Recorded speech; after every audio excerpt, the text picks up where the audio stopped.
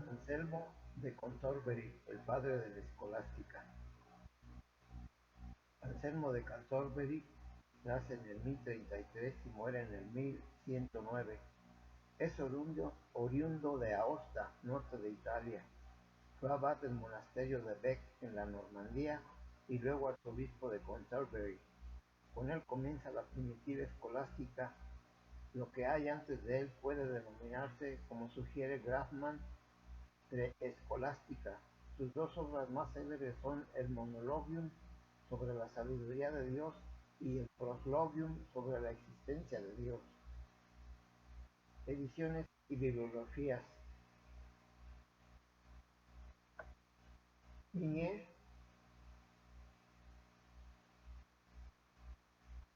edición crítica. Schmidt, S. Anselmi Opera Omnia, en 5 volúmenes, Edimburgo, 1946. El mismo Sant'Anselmi Monologium et Proslogium accetum Gunilonis pro incipiente et Anselmi Responsio, Padova, 1951. J. Alameda, Obras completas de San Anselmo en 2 volúmenes, de la Biblioteca de Autores Cristianos de Madrid, 1952. Texto de Schmidt y traducción española de Julián Marías, San Anselmo y el Insensato y otros estudios de filosofía, de 1944. Proslogium de La Plata, 1950, edición bilingüe. Acoire, Fides Querens Intellectum, París, 1930. Karl Barth, Fides Querens Intellectum, 1931. A. Kolpin, Anselmus Proslogium Beweis der Existenz Gottes in Zusammenhang seines spekulativen Programms, Fides Querens Intellecto, de 1938. Vanni Rodilli, Anselmo e la filosofía del secolo XI, en Milán, 1949. G. Schoengen, Die Einheit des Theories in Anselmus Proslogium, en Gesammelte Aufsätze, 1952. Bibliografía sobre el argumento ontológico, de F. van Steenbergen. Bibliografía Einführung de Bogenski, artículo 17. Filosofía del Mittelalter, página 24. Fides Querens Intellectum. San Anselmo es un pensador formado por entero en San Agustín, y su espíritu ha emanado la consigna que ahora pondrá en curso Anselmo para toda la escolástica, el Fides Querens Intellectum. Pero lo que en Agustín fue más bien una gran idea es ahora todo un programa de realización que se convierte en escuela.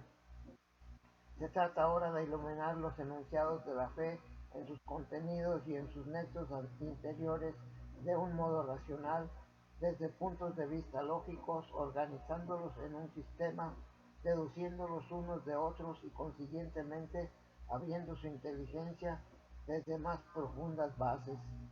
Este método racional no resuelve los misterios de la fe, tan solo trata de elaborar en lo posible racionalmente y darles moldes lógicas a los datos revelados. Podremos, según esto, preguntarnos si Anselmo es un verdadero filósofo, dado que sus premisas son, en último término, tesis religiosas. No quiero entender para creer, sino creer para poder entender, afirma él. De hecho, toda la escolástica tendrá un punto de arranque, este mismo tema. Anselmo, por su parte, extenderá también su especulación a multitud de problemas filosóficos, aunque todavía con ropaje teológico, se agita viva en él una verdadera problemática filosófica. Prueba anselmiana de la existencia de Dios. Se advierte esto enseguida en el problema que ha dado a San Anselmo un puesto de relieve en la historia de la filosofía, su prueba de la existencia de Dios, tal como la ha desenvuelto en el Proslogium. Kant la ha denominado argumento ontológico. Bien es verdad que Kant tiene inmediatamente ante sus ojos las formas dadas al argumento por Descartes y Leibniz, pero el pensamiento central está ya en el razonamiento de San Anselmo y es el siguiente. La razón encuentra en sí misma la idea de un ser, el ser sumo que se puede pensar, ir con mayos cogitar en un potes.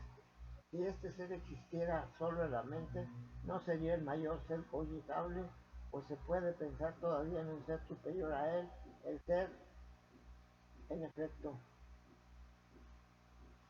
que no solo existiera en la mente, sino también en la realidad. Consiguientemente, la idea del ser sumo exige que este ser no solo existe en la mente, sino también en la realidad. Réplica y contrarréplica. Ya el monje Gounilon salió al paso de San Anselmo con la siguiente réplica. Entonces, si yo pienso una isla perfectísima, ¿se asegura igualmente que esa isla existe? Es similar a lo que más tarde dirá Kant. Con el concepto de una cosa no se nos da su existencia. Si yo me represento 100 escudos, no por eso tengo esas monedas en mi poder. Pero Anselmo no ignoraba esto. Si un pintor se representa un cuadro, ese cuadro no por eso existe. Aún consciente de esa dificultad, se mantiene firme en su prueba y rebate las instancias de Gaunilón. El ejemplo de una isla perfectísima no toca el verdadero asunto, pues en la idea de Dios tenemos un caso único que no tiene par con ningún otro. Tocamos aquí un ser que tiene necesariamente todas las perfecciones desde toda la eternidad, mientras que una isla, en todos los casos inimaginables, es un ser limitado. Con ello se descubre el verdadero nervio de la demostración. Toda ella descansa en el concepto del ser que contiene en sí toda la perfección. Interpretaciones insuficientes. Falacia. La reflexión de Anselmo puede fácilmente ser interpretada de un modo inexacto. Puede verse en ella una falacia y un salto indebido del orden lógico al ontológico, porque el concepto de un ser perfectísimo no tiene verificación ni justificación posible en la experiencia. Esta objeción está montada sobre la teoría moderna del conocimiento, según la cual los conceptos no son más que conceptos, ideas que reciben su justificación únicamente de la experiencia sensible. Esta no es, empero, la situación de Anselmo. En el capítulo segundo del Proslogium distingue claramente entre lo que es solo idea in intellectu esse y lo que es real in re esse. En la respuesta, Gounilon habla hasta la saciedad de conceptos falsos, pero ¿qué sucede? Que el concepto idea de Dios no es un concepto de esta clase de pensar corriente, sino una idea completamente aparte, cual lo veremos enseguida. Didáctica, pero antes hemos de mencionar otra interpretación también insuficiente, según la cual Anselmo está convencido por su fe religiosa de que a la esencia de Dios pertenece el existir y por tanto su argumento ontológico es tan solo una explicación didáctica de su fe y nada más. En favor de ello parece estar el hecho de que Anselmo recurre muchas veces a la fe para su concepto de Dios. En Proslogium capítulo 2, respuesta con Mirón, parágrafo 1 y 10. En contra de ello está el que este recurso a la fe no es todo ni lo principal en esa prueba, y sobre todo hay que decir que detrás de esta interpretación está el prejuicio barato de que un escolástico solo puede operar desde su fe en todo cuanto piensa, o que si se va más lejos debe de operar desde su fe, porque en estas cosas la ciencia humana está radicalmente excluida. Y parece que se corrobora esto cuando se enfoca el argumento anselmiano desde el pur Deus homo, pero la realidad ha sido muy otra en la escolástica. De Anselmo nos testifica expresamente Juan de Salisbury en su empeño de convencer por la razón, ratione convincere, lo que enseña la fe, Vita Sant'Anselmi, capítulo 5 en Migne, de directamente se refiere esto al monologium, pero no vale menos del proslogium. Por lo demás, decide la cuestión una mirada al momento histórico y doctrinal en que se inserta el pensamiento de Anselmo y desde el cual adquiere su verdadero sentido. Momento histórico doctrinal. ¿Qué clase de idea es la que tiene Anselmo en su cabeza? El puma y escolitare non postes se aclara más con el pasaje a la respuesta de la unión. Illus verum solo non potes cogitare non esse in nec initium nec fine nec partium conjunctionem et cononis semper et ubique totum nulla invenit cogitatio. Este es pues el ser perfectísimo que no tiene principio ni fin ni partes, que es el todo del ser y del pensar. En él coinciden esencia y existencia, pensar y ser.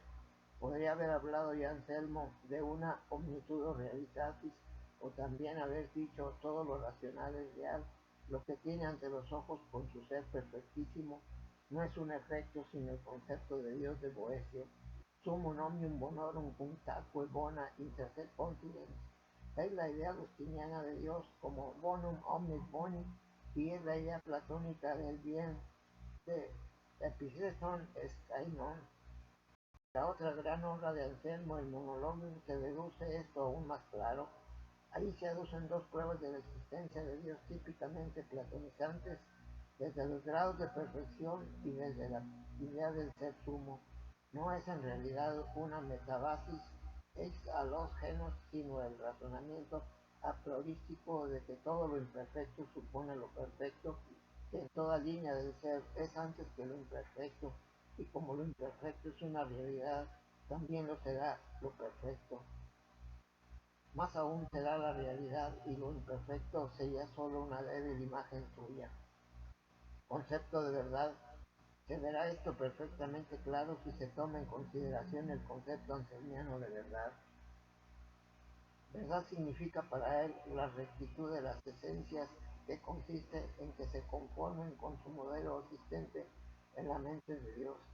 Está en el espíritu y es sólo perceptible por el espíritu. Veritas es rectitudo mentis sola perceptibilis, y precisamente cuando el espíritu descubre relaciones necesarias. Si nuestra mente descubre en la idea de Dios una conexión necesaria entre esencia y existencia, tiene que ser la verdad primera, pues solo es posible que luzca para nosotros una verdad en el plano de la imagen, cuando y por qué tal existe en el modelo. Quod sit una veritas in omnibus veris, reza el epígrafo del capítulo 13 del De Veritate. Y por ello no sería exacto decir que San Anselmo da un salto indebido del mundo del concepto al mundo de la realidad. Para él pensar y ser no están tan disociados como lo están en la edad moderna. Para él solo, para ello distingue para ello demasiado temprano.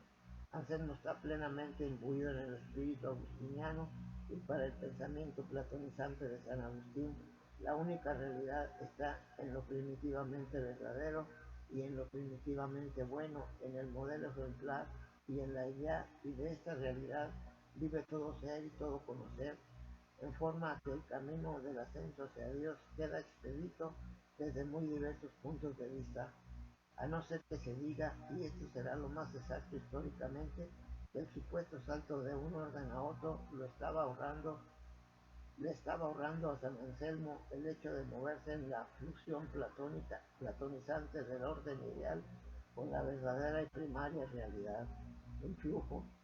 La prueba anselmiana ha influido durante toda la alta escolástica y atraviesa la edad moderna. Santo Tomás de Aquino la rechazará, pero otros la admitirán. Guillermo de Auxerre, Alejandro de Jales, San Buenaventura, San Alberto Magno, San Gil de Roma, como se ve, autores todos ellos en los que la tendencia platónica agustiniana está más o menos acusada, por donde una vez más se nos revela el carácter histórico genético de esta prueba y de su autor. Principio moral, menos conocido pero no menos importante como revelador del espíritu profundo de la escolástica, es lo que Anselmo dice sobre el principio de la moralidad. A renglón seguido de la definición de la verdad en el De Veritate, da también una definición de la justicia. Por justicia se entiende el bien moral en su principio. ¿Qué es?, se pregunta. Lo que se requiere para que una acción sea moralmente buena, y responde: no solo la obra externa material mente recta, sino también la aprobación consciente y libre de lo recto, pero tampoco esto es todo. Además del qué y del cómo, debe añadirse un determinado por qué o para qué. Si uno hace lo materialmente recto por vanidad o por premio extrínseco, no es justo. Debe de hacerlo a sabiendas y con libre voluntad, únicamente por la rectitud misma. La definición de justicia o rectitud moral es así: justicia es rectitud de voluntatis pro per se servata. Anselmo, antes de Kant, pone el principio moral en la legalidad como tal.